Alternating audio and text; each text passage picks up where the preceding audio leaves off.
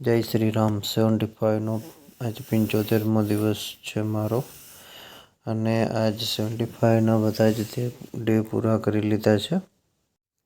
Exercise માટે મેં કોઈ પ્રોટીન પાવડર કે એવું કોઈ પણ વસ્તુ લીધેલી નથી કે જેનાથી આપણે એનર્જી વધે કે પ્રોટીનની જરૂર હોય તો એના માટે આ પાવડર લેવો ઓલું કરવું એવી કોઈ વસ્તુ આપણે કરેલી નથી. નેચરલી જ બધું.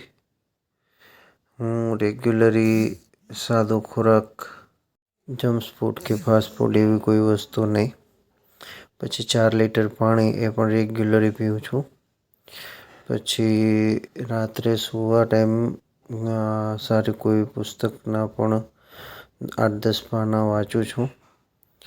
રેગ્યુલરી એક્સરસાઇઝ પર કરું છું અને આ બધી વસ્તુ કરવાથી મારી બોડી અને મારા માઇન્ડ ઉપર ઘણો બધો ઇફેક્ટ છે અને હું ખુદ જોઉં છું અને જે ઘણા લોકો જોવે છે એ પણ જાણે છે કે ઘણું આ 75 હાર્ડ ચેલેન્જથી ઘણી બધી અસર થાય છે તમારા જીવનમાં.